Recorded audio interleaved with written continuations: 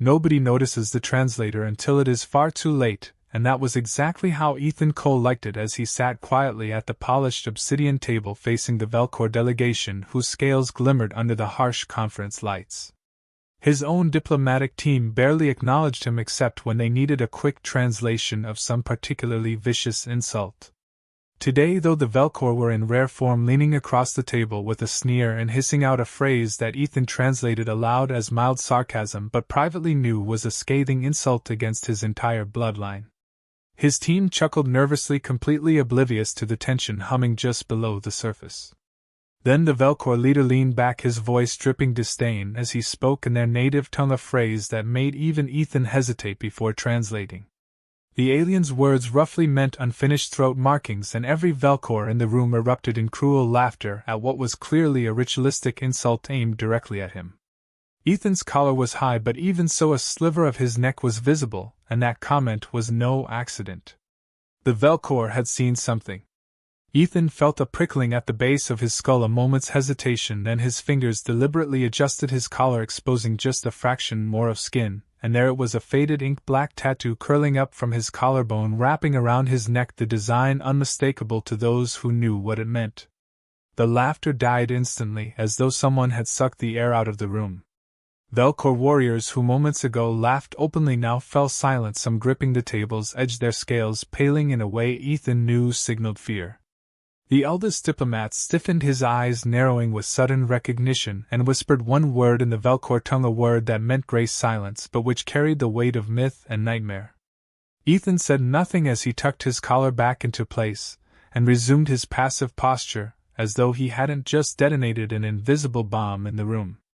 That was the hook that set the tone, and from that moment on everything changed. The lead Earth diplomat, Jeffrey Lane, was too caught up in his own bluster to notice the shift in atmosphere. He continued rambling about trade agreements and mutual cooperation, unaware that the Velcor were no longer looking at him. Every scaled face now angled slightly toward Ethan, eyes filled with something between horror and awe. Ethan remained still and silent, but his mind worked quickly, recalibrating his role in this meeting now that his history had been inadvertently exposed.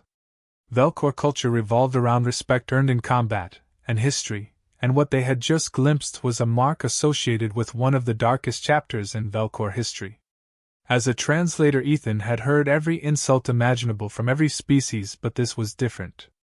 Velcor arrogance had blinded them, but their memory was long and certain marks were burned into their collective consciousness. His tattoo was not decorative, it was an insignia from a human Black Ops unit long believed to be disbanded or mythical. The Grey Silence had no official records, no medals, no stories on Earth, but among alien cultures their name was synonymous with lethal efficiency, especially for the Velcor, who once watched an entire faction of their leadership disappear one by one in the dead of night, courtesy of the unit Ethan had served in. Now their diplomats sat frozen, desperately recalculating their positions even as Lane droned on, oblivious. Ethan wondered how long it would take Lane to notice that the Velcor chief negotiator was now leaning forward, offering more generous terms before they had even begun formal talks. Humor bubbled just below Ethan's surface. The Velcor elder was practically groveling, but masking it under the formal language of diplomacy. Even the serving staff had changed demeanor, offering Ethan ceremonial drinks meant for honored guests, while ignoring Lane entirely. A junior Velcor delegate who hadn't quite grasped the situation leaned over and muttered a phrase that translated as soft flesh should not drink warrior's wine, prompting a sharp rebuke from the chief negotiator, who hissed back a command for silence. The rebuke was so abrupt it startled even Lane, who paused his ramble and finally glanced at Ethan, puzzled. Ethan met his gaze calmly and offered no explanation. That was the brilliance of it.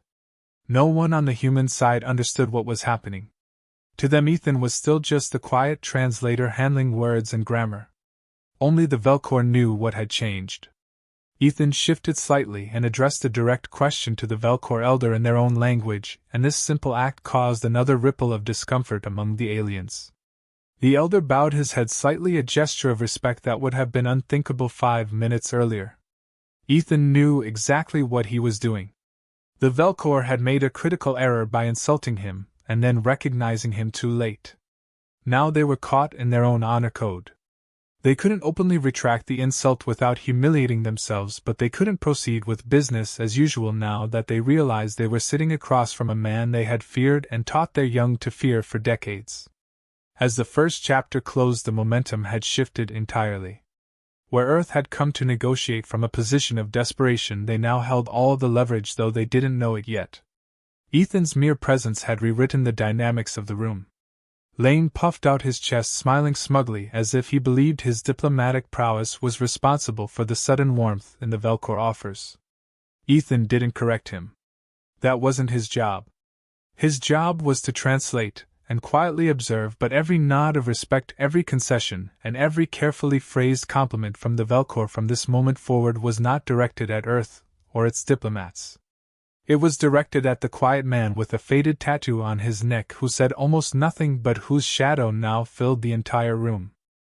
The silence in the room felt heavier now, but it was not just silence anymore. It was a silence laced with fear and curiosity and caution, all directed at the quiet human translator who sat so still he might have been mistaken for bored. Ethan Cole maintained that perfect composure even as he watched the ripple effects of his tattoo revelation unfold across the Velcor delegation. Their chief negotiator Yashkor was no fool, and his mind raced behind those cold eyes, calculating how to salvage the dignity of his people while averting what they now perceived as a dangerous diplomatic disaster. To them, Ethan was no longer merely a translator, he was a living specter from a chapter of their history they had long tried to bury. Ethan understood this dynamic perfectly and chose to let the tension simmer because it was working exactly in his favor. He picked up the ceremonial drink that had been placed before him and sipped it gently, the gesture not lost on Yashkor, who quickly gave a subtle signal to the attendants to replace every drink on the human side of the table with something stronger and more honored. Ethan's Earth colleagues remained blissfully unaware of the significance behind this sudden shift, but he noticed that one of the junior Velcor delegates was now keeping his gaze carefully lowered. That delegate had been laughing loudest at the insults just minutes before. The story of the Grey Silence was never recorded in Earth history books, but the Velcor knew it well. Decades ago, when the Velcor Dominion had fractured into civil war, it was the sudden and inexplicable disappearance of key warlords that ended the bloodshed and allowed the Dominion to regroup and sign peace treaties with Earth. No official explanation was ever given, but whispers spread throughout the Dominion that a human unit without banners or official sanction had slipped silently into Velcor space and executed their missions flawlessly, leaving no trace except for the empty seats of the vanished warlords. Ethan had been part of that unit, though he was one of the few survivors. The Grey Silence had been disbanded afterward, or so everyone believed, but scars like that did not fade from cultural memory, especially not among honor-bound species like the Velcor. Yashkor leaned forward, now speaking very carefully in his own language, and this time Ethan translated his words exactly as they were spoken without softening or adjusting them for human ears. The Velcor elder offered not only trade concessions but a formal statement of respect for Earth's contributions to peace and security across the quadrant. The words sounded grand and diplomatic on the surface, but Ethan recognized them for what they really were: an apology disguised as praise, a subtle way of showing deference without acknowledging that they were afraid. Geoffrey Lane puffed up, even more visibly thrilled at what he thought was his success. He smiled widely and nodded as if this result had been his plan all along, but Ethan remained impassive, giving nothing away. As the conversation continued, Ethan subtly took control of the pace of the negotiations. Whenever Lane prepared to speak, Ethan would translate in such a way that smoothed over Lane's arrogance while amplifying any hint of Velcor respect. Ethan made sure the Earth team never quite realized how much ground they were gaining, nor how quickly the Velcor were folding on key issues. Humor sat at the edges of this situation, a private joke only Ethan and the Velcor seemed to understand. He wondered if Lane would ever grasp how little he was contributing to this victory. A moment came when one of the younger Velcor delegates, who had not lived through the Civil War, seemed unable to contain himself. He spoke out loudly, addressing Ethan directly, demanding to know if the tattoo was real or simply a fabrication. The room froze again, and all eyes turned to Ethan, who met the question with a quiet, steady gaze. He answered in flawless Velcor dialect, using a formal honorific reserved for elders and warriors of great achievement. His words were simple but devastatingly effective.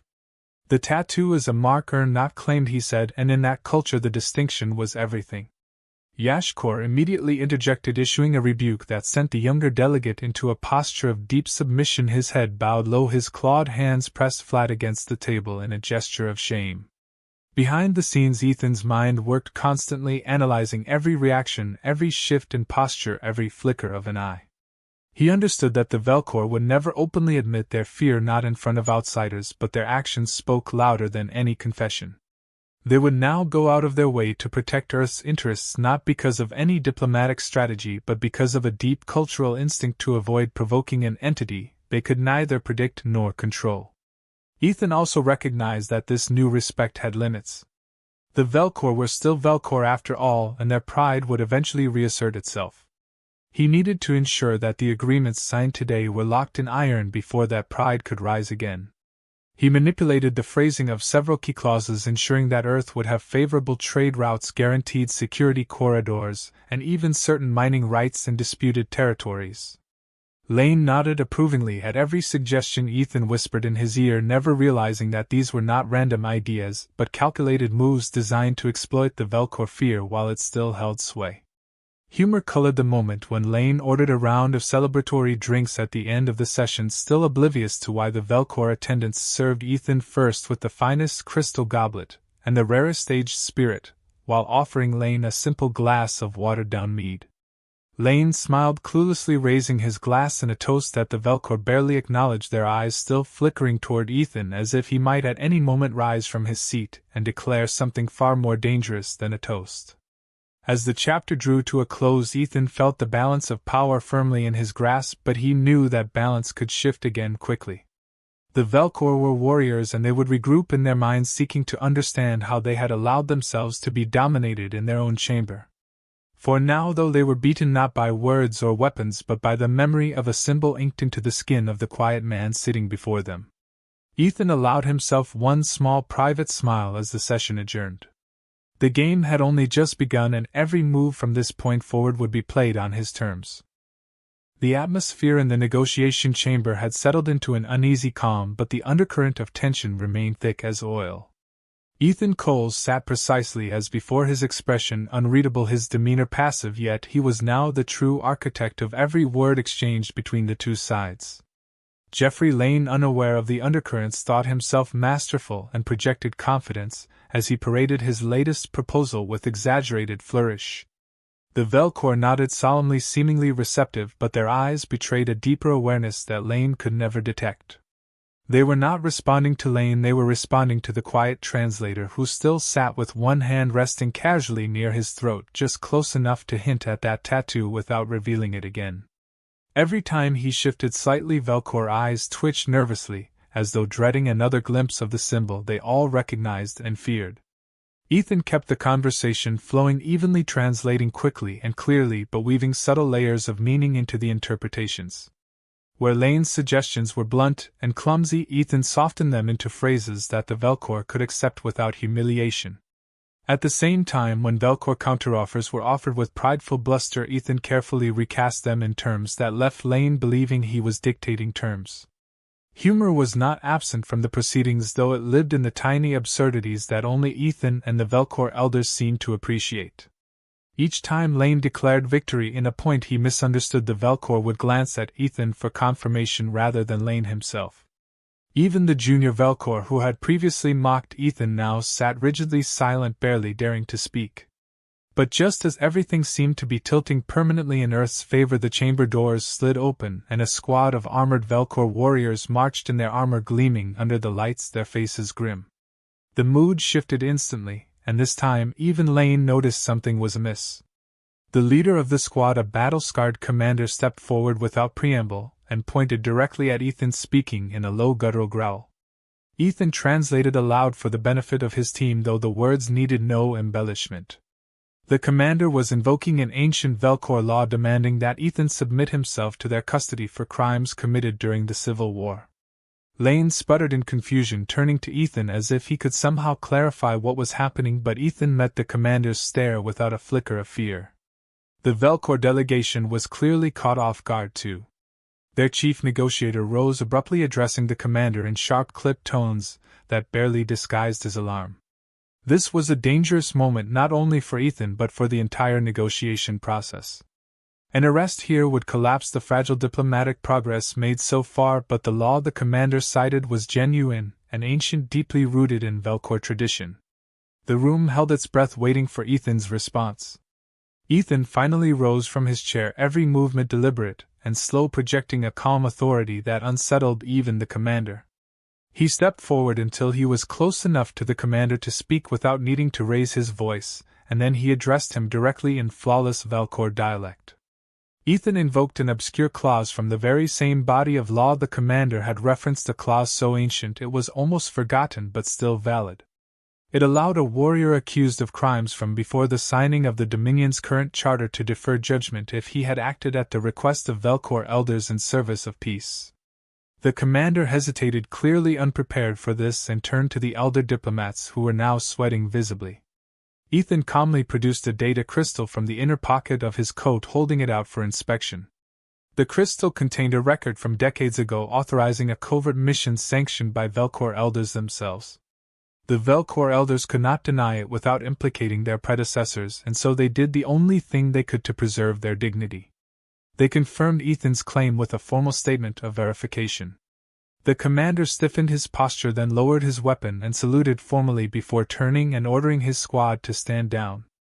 The chamber relaxed, but now even Lane could sense that something extraordinary had happened, though he still could not fully understand it. Ethan resumed his seat without a word, and the negotiations continued, but the dynamic had shifted yet again. Now even the younger Velcor present treated Ethan with extreme deference, addressing him only with formal honorifics and never making eye contact for more than a moment. Lane smiled proudly and offered his congratulations, assuming that Ethan had simply talked his way out of trouble, but he had no clue how precarious that moment truly had been. Behind the mask of formality, Ethan felt both satisfaction and exhaustion. The Velcor's challenge had been inevitable given their culture's obsession with pride and honor, but navigating it successfully had required perfect recall of an ancient legal code and access to documentation buried so deep in galactic archives that no ordinary diplomat could have retrieved it in time. It had been a gamble, but it paid off, and the respect he now commanded in the room was absolute. Yet Ethan was aware that this respect was still rooted in fear and caution rather than true alliance. The Velcor would abide by their traditions, but they would never forget the reminder of their vulnerability. This made them valuable partners but dangerous friends. Ethan would ensure that the agreements finalized here today would bind them tightly with clauses that could not be undone lightly, even if future generations of Velcor chose to forget why they had once feared a quiet human translator. The final moments of the day's negotiations unfolded with almost surreal smoothness. Every remaining point was resolved quickly, every offer met with swift acceptance. The Velcor even suggested additional cultural exchanges and mutual defense clauses that Lane readily accepted, thinking himself the architect of a great victory. Ethan let him bask in that illusion because it served his purpose. Let Lane believe he had brokered peace and prosperity, while Ethan worked quietly in the background, ensuring that Earth's position in this quadrant was now unassailable. As the chamber emptied and delegates from both sides prepared for the ceremonial signing, Ethan lingered for a moment, standing alone at the table, his fingers brushing the surface lightly. The Velcor who remained in the room bowed their heads as they passed him. Even those who had mocked him earlier in the day now treated him with the respect due to a legend. He said nothing in return, simply nodding faintly, acknowledging their gestures without encouraging them. When Lane approached him later asking what exactly had happened, Ethan offered a small enigmatic smile, and replied that it was simply a matter of understanding Velcor tradition. Lane laughed, delighted by what he thought was a clever quip, and clapped Ethan on the shoulder, unaware that every concession and every victory he celebrated was the result not of clever diplomacy but of a fear rekindled from decades-old shadows and scars. Ethan knew this chapter of the negotiations was ending, but the larger game was far from over. The night after the negotiations ended, Ethan sat alone in a small observation chamber, looking out at the vast stretch of stars beyond the station's viewport. The glow of the Velcor homeworld was visible just beyond the edge of the station's shadow, its pale green atmosphere swirling slowly and peacefully, a stark contrast to the turmoil that still swirled beneath the surface of Velcor politics. Ethan knew that the events of the day had only been the surface layer of a much deeper game that was now unfolding, and it was only a matter of time before the true players stepped forward from the shadows. His instinct for these things had not dulled despite his years away from the field. He knew that somewhere in the shadows of the Dominion there were those who did not accept the settlement of old scores so easily, and that they would act soon. He was not wrong. His private terminal chimed softly, interrupting his thoughts, and the message that appeared on the screen was expected but no less dangerous for its inevitability. It was an invitation disguised as a summons from the Velcor Elder Council requesting a private audience with Ethan himself before the formal ceremony of treaty ratification the next day. The language was formal, polite, but beneath its surface it dripped with veiled threat. Ethan could read between every line and knew exactly what awaited him: a last desperate attempt to reclaim Velcor dignity, by cornering him in private where no official protocols could protect him. But he also knew that this meeting would offer him a rare opportunity to secure not just Earth's interests, but his own freedom from the ghosts of his past. He arrived at the appointed chamber precisely on time, greeted by a pair of silent guards whose armor gleamed with ceremonial polish but whose expressions revealed their true purpose. They were not here for ceremony, they were here to ensure compliance if needed. Ethan gave them no reason to act, simply nodding politely and stepping inside where a half-circle of Elder Velcor sat waiting. Their leader, an ancient diplomat whose scales were faded to a pale gray, rose slowly and gestured to a single chair set opposite their assembly. Ethan accepted the gesture without a word, seating himself and waiting calmly as the silence stretched longer than it needed to. The elder spoke first, choosing his words with careful deliberation. He acknowledged Ethan's skill in diplomacy and the respect he had won from their delegation, but he then moved quickly to the true purpose of the meeting. The Velcor Council was deeply unsettled by Ethan's presence, and more so by what his tattoo represented. They could not openly act against him, but they could apply pressure in private.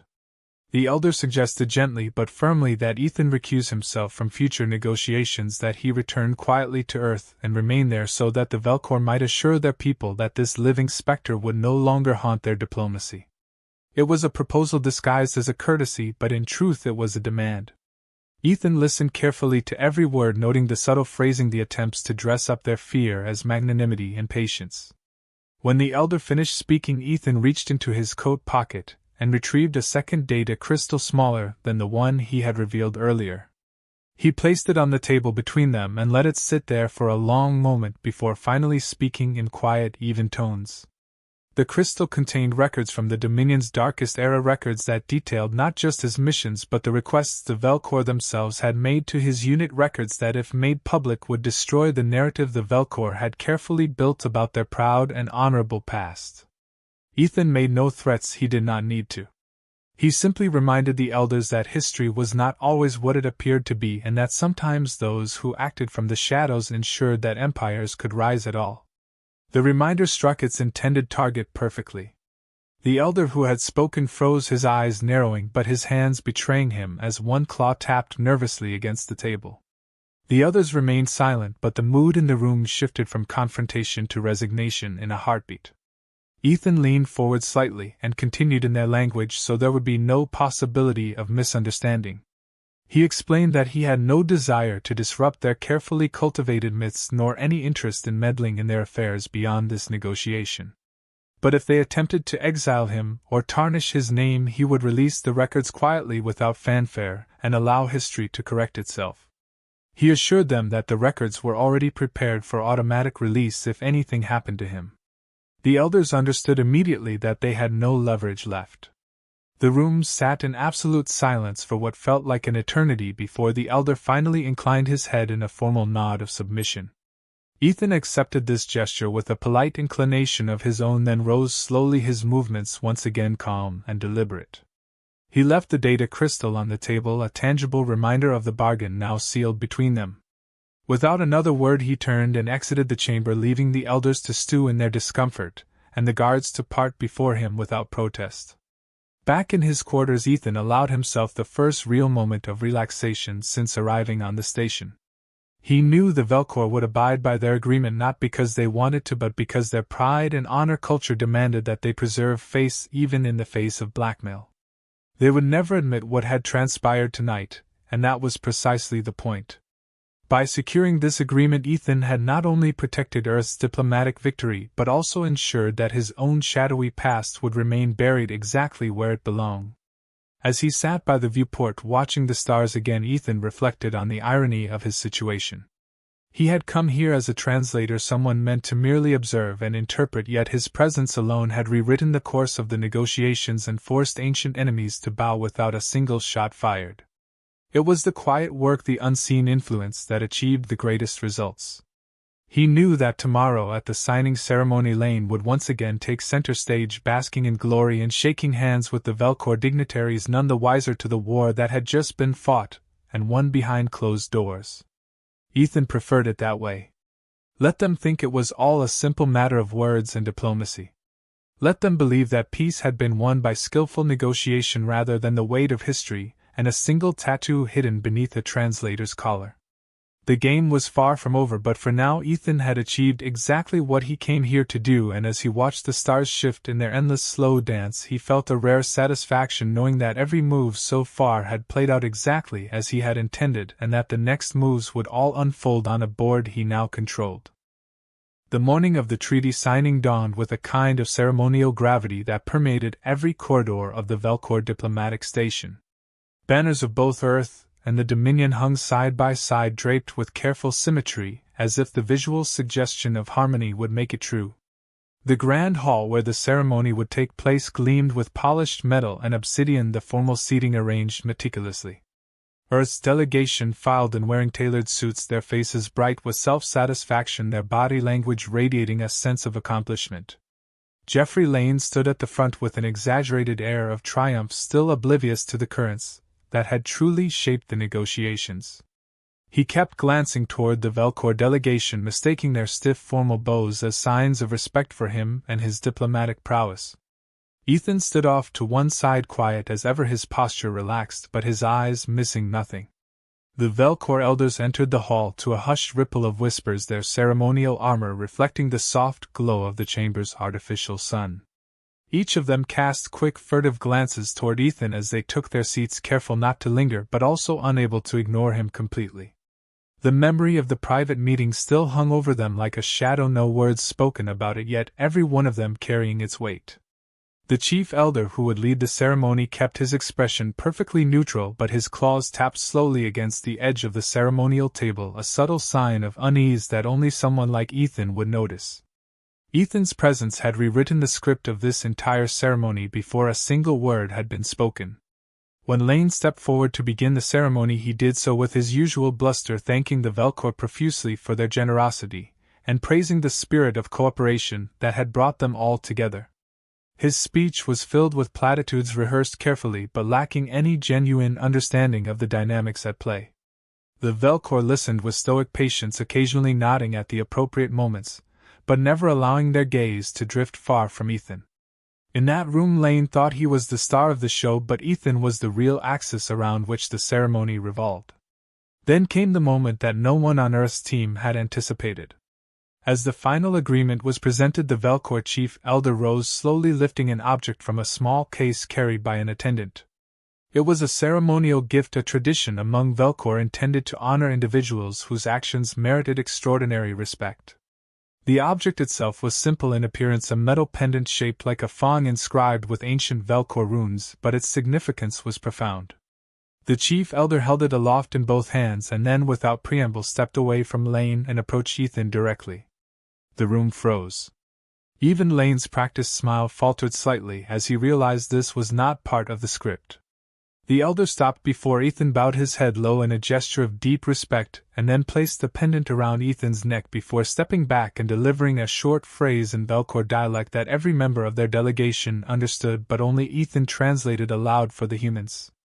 The phrase was an invocation of honor, recognizing Ethan not as a guest or diplomat but as an equal among Velcor warriors. The Earth delegation erupted into applause, but their reaction was rooted in ignorance, not understanding. To them this was simply a gesture of goodwill, a quaint alien tradition that added color to their diplomatic triumph. Only Ethan and the Velcor knew the truth, that this was not goodwill but a formal acknowledgement of submission and respect from a proud warrior race to a man they now considered a living legend. Lane rushed forward after the applause subsided, clapping Ethan on the back and laughing as if he shared in the honor, completely unaware that none of this was about him. The Velcor attendants ignored Lane entirely, their attention focused on Ethan alone. As the ceremony concluded and the crowd began to disperse, Lane finally leaned in close to Ethan, lowering his voice just enough to ask the question that had clearly been gnawing at the edges of his mind. What exactly had happened yesterday that made the Velcor so generous? He asked, his tone light, but his curiosity genuine. Ethan gave him the same quiet, enigmatic smile he had worn all week and replied simply that he had helped the Velcor remember something they had once promised to never forget. Lane laughed at the cryptic answer, dismissing it as diplomatic poetry, and moved on to greet the next alien dignitary, completely missing the subtle truth buried in those words. The Velcor chief elder approached Ethan one final time as the hall emptied and spoke to him quietly in their own language, a statement meant for no one else to hear. "We will not forget this day nor what you carry with you," he said, his voice low but firm. Ethan inclined his head, acknowledging the statement without needing to reply. Both men understood perfectly that what had transpired between them was now etched into the unspoken record of history and would influence every future interaction between their peoples, whether the official records acknowledged it or not. When Ethan finally returned to his quarters later that evening, he sat at the small desk by the viewport, once more the ceremonial pendant resting heavily against his chest. He turned it slowly in his fingers, tracing the ancient runes that marked it, not as a mere trinket but as a symbol of a bond forged through fear, respect, and history. His terminal chimed softly again, this time a message from Earth's diplomatic corps congratulating him on his service and informing him that Lane had recommended him for a commendation for excellence in translation services. Ethan chuckled quietly at the irony. In their eyes he was still just the translator, a skilled interpreter who had made their jobs easier. The truth of what he had done would remain invisible to them, and that suited him perfectly. Looking out at the stars again, Ethan felt the weight of the pendant, and the tattoo hidden beneath his collar, both marks of his past now converging into a future that only he could truly appreciate. The Velcor would honor the treaty not out of love for Earth or Lane's diplomacy, but because of the respect and caution they now associated with the quiet man who had sat silently at the table interpreting their words while holding their history in his hands. He knew that this victory would not be recorded accurately, that the official reports would tell a story of careful negotiation and mutual respect, but that too suited him perfectly. Let history remember it that way, while the truth remained buried just beneath the surface, known only to those who mattered and to the stars themselves, which watched it all unfold in eternal silence. ChatGPT said. The station lights dimmed slightly as evening settled and the Velcor diplomatic complex slowly emptied of its guests and dignitaries. The ceremony was over, the treaty signed and celebrated, but the real victory was not in the signatures or the toasts, it was in the silent reshaping of perception and balance that Ethan Cole had orchestrated without a single public word. As the Earth delegation prepared to depart, Jeffrey Lane still basked in the glow of what he believed to be a masterstroke of diplomacy. Ethan lingered quietly on the observation deck, watching the Velcor homeworld turn slowly below. He knew this was not just the end of a negotiation, but the closing of a long personal chapter. The pendant still hung around his neck, heavy with meaning, while the tattoo hidden beneath his collar continued to speak silently to those who knew how to listen. Earth's diplomats were already talking about next steps, future agreements, more treaties, more missions, and Lane was already positioning himself for promotions and commendations. None of them grasped the fragile line upon which their newfound success balanced. Ethan smiled faintly as he listened to their excited chatter from a distance, letting them have their moment, while he remained comfortably invisible among them. They would write reports that praised diplomatic skill and mutual understanding, never once mentioning the sudden shift in Velcor tone, or the way the aliens had deferred to Ethan without fanfare. That was as it should be, because for Ethan this was never about medals or recognition. He had worked in the shadows long before this meeting, and he would return to them without hesitation if called upon again. As he stood alone, his personal terminal vibrated softly at his side, the message that appeared terse and simple. It bore no sender name, only an old insignia that few in human space would recognize, but that Ethan knew intimately. The gray silence had not forgotten him. They were calling him back. The phrasing was minimalist, as always, a simple directive for a debriefing at a secure location, a reminder that his retirement had always been conditional. The timing did not surprise him. The fact that his old unit was still monitoring these events confirmed what he already suspected. The stakes of this negotiation had extended far beyond a simple trade agreement, and the ripples from his actions here were already being felt in places most of the Earth delegation could not even imagine. Ethan closed the message without replying.